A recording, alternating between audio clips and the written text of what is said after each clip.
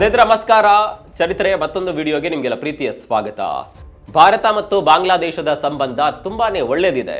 ಭಾರತದ ಮಿತ್ರ ರಾಷ್ಟ್ರ ಬಾಂಗ್ಲಾ, ಅದು ಸಹೋದರ ದೇಶ ಅಂತೆಲ್ಲ ಜಿಯೋಗ್ರಫಿಯನ್ನ ನೋಡಿ ಅಂದಾಜು ಮಾಡೋದಕ್ಕೊರಟ್ರೆ ನಿಮ್ಮನ್ನ ಮೂರ್ಖರು ಅಂತಾರೆ.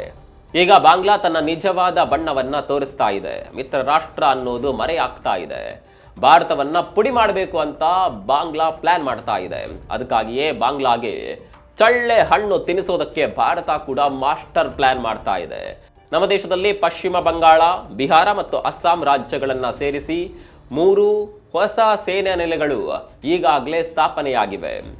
ಸೂಕ್ಷ್ಮ ಪ್ರದೇಶ ಅಂತ ಗುರುತಿಸಿಕೊಂಡಿರುವ ಚಿಕನ್ ನೆಕ್ ಅಥವಾ ಸಿಲಿಗುರಿ ಕಾರಿಡಾರ್ ಅನ್ನ ರಕ್ಷಣೆ ಮಾಡೋದಕ್ಕೆ ಭಾರತೀಯ ರಕ್ಷಣಾ ಅಧಿಕಾರಿಗಳು ಮಿಜೋರಾಂನಲ್ಲಿ 4ನೇ ನೆಲೆಯನ್ನ ಸ್ಥಾಪನೆ ಮಾಡುವ ತಯಾರಿಯಲ್ಲಿದ್ದಾರೆ ಅನ್ನುವ ಮಾಹಿತಿ ಹೊರಬಿದ್ದಿದೆ. ಬಾಂಗ್ಲಾದೇಶಕ್ಕೆ ಟಕ್ಕರ್ ಕೊಡೋದಕ್ಕೆ ಅಂತಾನೆ ಈ ಸೇನಾ ನೆಲೆಯನ್ನ ರೆಡಿ ಮಾಡಲಾಗ್ತಾ ಇದೆ. ಸ್ನೇಹಿತರೆ, ಹಾಗಾದ್ರೆ ಈ ಸೇನಾ ನೆಲೆ ಹೇಗಿದೆ, ಯಾವ ರೀತಿ ಬಾಂಗ್ಲಾ ಸವಾಲು ಹಾಕ್ತಾ ಇದೆ, ಪಾಕಿಸ್ತಾನದ ರೀತಿ ಬಾಂಗ್ಲಾನು ಬದಲಾಗುತ್ತಾ, ಬಾಂಗ್ಲಾದೇಶದ ಭೂಪಟವೇ ಚೇಂಜ್ ಆಗುತ್ತಾ, ಎಲ್ಲವನ್ನ ತೋರಿಸ್ತೀವಿ ನೋಡಿ.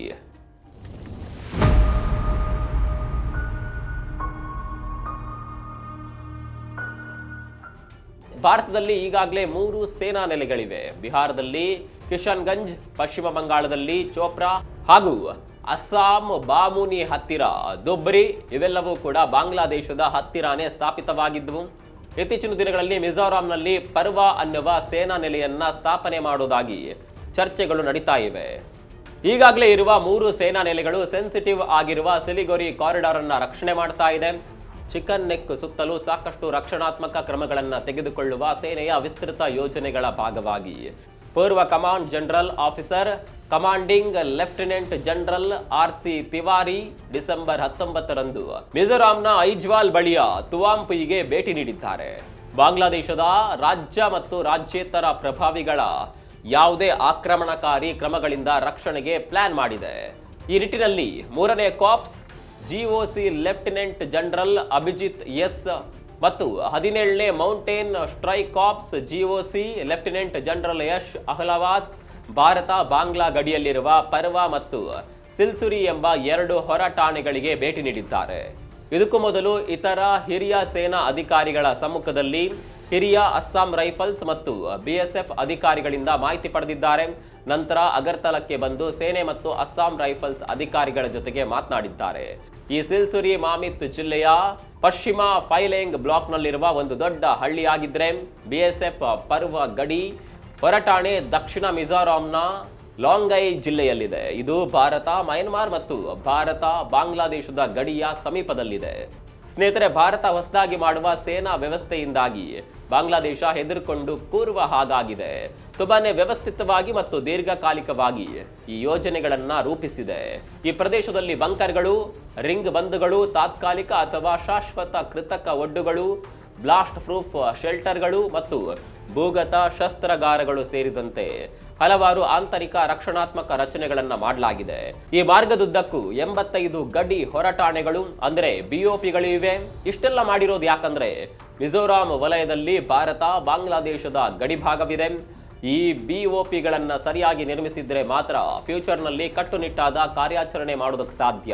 ಹಾಗಾಗಿ ಬ್ಯಾರಕ್ಗಳು, ಊಟದ ಹಾಲ್ಗಳು, ನಿರ್ವಾಹಕ ಬ್ಲಾಕ್ಗಳು, ಬಂಕರ್ಗಳು, ವೈರ್ಲೆಸ್ ಕೊಠಡಿಗಳು, ಡ್ರೋನ್ ಮತ್ತು ಕೌಂಟರ್ ಡ್ರೋನ್ ಮುಂತಾದ ಆಧುನಿಕ ಮೂಲ ಸೌಕರ್ಯಗಳನ್ನ ನೀಡಲಾಗಿದೆ.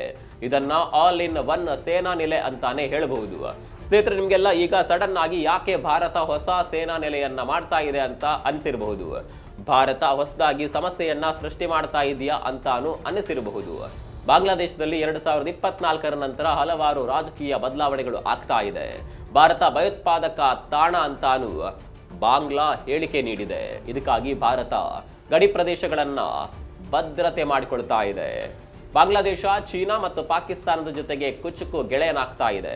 ಅವರ ಜೊತೆಗೆ ಸಂಬಂಧವನ್ನ ಬಲಪಡಿಸಿದೆ. ಅದರ ಮೂಲಕ ರಕ್ಷಣಾ ಸಹಕಾರ ಮತ್ತು ಗಡಿಯ ಬಳಿ ವಾಯುನೆಲೆಗಳ ಪುನರುಜ್ಜೀವನವು ಆಗ್ತಾ ಇದೆ. ಭಾರತದ ಶತ್ರು ರಾಷ್ಟ್ರಗಳ ಜೊತೆಗೆ ಬಾಂಗ್ಲಾ ಸಂಬಂಧ ಬೆಳೆಸಿರೋದು ತನಗೆ ಡೇಂಜರ್ ಅಂತ ಭಾರತ ಪರಿಗಣಿಸಿದೆ. ಭಾರತದ ಸಂಪೂರ್ಣ ಈಶಾನ್ಯ ಗಡಿ ಬಾಂಗ್ಲಾದೇಶದ ಜೊತೆಗೆ ಹಂಚಿಕೆಯಾಗಿರೋದ್ರಿಂದ ಸಮಸ್ಯೆಗಳು ಹೆಚ್ಚಾಗಿ ಕಾಡುವ ಸಂಭವ ಕಾಣಿಸ್ತಾ ಇದೆ. ಹಾಗಾಗಿ ಆ ಭಾಗದಲ್ಲಿ ಹೊಸ ಸೌಕರ್ಯಗಳನ್ನ ಸೇನಾ ನೆಲೆಯನ್ನ ಮಾಡ್ತಾ ಇರೋದು ಸುರಕ್ಷತೆಯ ದೃಷ್ಟಿಯಿಂದ ಒಳ್ಳೆ ನಡೆ ಅಂತಾನೆ ಹೇಳ್ಬಹುದು. ಸ್ನೇಹಿತರೆ, ಬಾಂಗ್ಲಾದೇಶ ಭಾರತದ ಜೊತೆಗೆ ನೇರವಾಗಿ ಯುದ್ಧಕ್ಕೆ ಬರೋದಕ್ಕೆ ಸಾಧ್ಯವಿಲ್ಲ. ಆದರೆ ಅಲ್ಲಿ ಜಮಾತ್ ಇ ಇಸ್ಲಾಂ ಅಧಿಕಾರಕ್ಕೆ ಬಂತು ಅಂತಾದ್ರೆ ಭಾರತ ಬಾಂಗ್ಲಾ ಗಡಿಯನ್ನ ಬದಲಾಯಿಸುವ ಸಂದರ್ಭಗಳು ಹೆಚ್ಚಿವೆ. ಗಡಿಯಾಚೆ ಭಯೋತ್ಪಾದಕ ಚಟುವಟಿಕೆಗಳು ತೀವ್ರವಾಗಿ ನಡೆಯುವ ಸಂಭವ ಕೂಡ ಇದೆ. ಕಪ್ಪು ಹಣ, ಮಾನವ ಕಳ್ಳ ಸಾಗಾಣಿಕೆ ಮುಂತಾದ ಕಳ್ಳ ವ್ಯವಹಾರ ಹೊತ್ತಿನ ಪರಿವಿಲ್ಲದೆ ನಡೆಯುವ ಸಾಧ್ಯತೆಗಳಿದೆ. ಭಾರತದ 4 ಈಶಾನ್ಯ ರಾಜ್ಯಗಳಾದ Tripura 856 kilometre, Meghalaya 443 kilometre, Mizoram 318 kilometre ಮತ್ತು ಅಸ್ಸಾಂ 263 ಕಿಲೋಮೀಟರ್ ಬಾಂಗ್ಲಾದೇಶದೊಂದಿಗೆ ಗಡಿಯನ್ನ ಹಂಚಿಕೊಂಡಿದೆ. ಬಿಎಸ್ಎಫ್ ಭಾರತ ಬಾಂಗ್ಲಾದೇಶ ಗಡಿಯನ್ನ ಕಾಪಾಡ್ತಾ ಇದೆ. ಆದರೂ ತ್ರಿಪುರಾ ರಾಜ್ಯವು ಬಾಂಗ್ಲಾದೇಶದೊಂದಿಗೆ ಬರೋಬ್ಬರಿ 856 ಕಿಲೋಮೀಟರ್ ಉದ್ದದ ಗಡಿ ಹಂಚಿಕೊಂಡಿರೋದ್ರಿಂದ 3 ಕಡೆಗಳಲ್ಲಿ ನೆರೆಯ ದೇಶದಿಂದ ಸುತ್ತುವರೆದು ಕಳ್ಳ ಸಾಗಣೆ ಮತ್ತು ಭಯೋತ್ಪಾದನೆಗೆ ಗುರಿಯಾಗೋದು ಜಾಸ್ತಿ. ಒಂದು ವೇಳೆ ಬಾಂಗ್ಲಾದೇಶ ಭಾರತ ಜೊತೆಗೆ ಮೂಗು ತುರಿಸೋದಕ್ಕೆ ಬಂದ್ರೆ ಭಾರತ ಕಠಿಣವಾಗಿಯೇ ಉತ್ತರ ನೀಡುತ್ತೆ. ಬಾಂಗ್ಲಾದೇಶದಲ್ಲಿ ಇರುವ ಭಯೋತ್ಪಾದಕ ನೆಲೆಗಳ ಮೇಲೆ ದಾಳಿ ಮಾಡೋದಕ್ಕೆ ಭಾರತ ಯಾವತ್ತಿದ್ರೂ ರೆಡಿ ಇರುತ್ತೆ. ಪಾಕಿಸ್ತಾನ ಅದರ ಬಿಸಿಯನ್ನ ಈಗಾಗಲೇ ಅನುಭವಿಸಿ ಆಗಿದೆ. ಜಮಾತ್ ನೇತೃತ್ವದ ಬಾಂಗ್ಲಾದೇಶ ಭಾರತೀಯ ರಕ್ಷಣಾ ಸ್ಥಾಪನೆಗಳಿಗೆ ಏನಾದರೂ ತೊಂದರೆ ಕೊಡೋದಕ್ಕೆ ಬಂದ್ರೆ ಭಾರತ ಉತ್ತರ ಕೊಟ್ಟೇ ಕೊಡುತ್ತೆ ಅನ್ನುವ ಭಯ ಬಾಂಗ್ಲಾದೇಶಕ್ಕೆ ಕೂಡ ಇದೆ.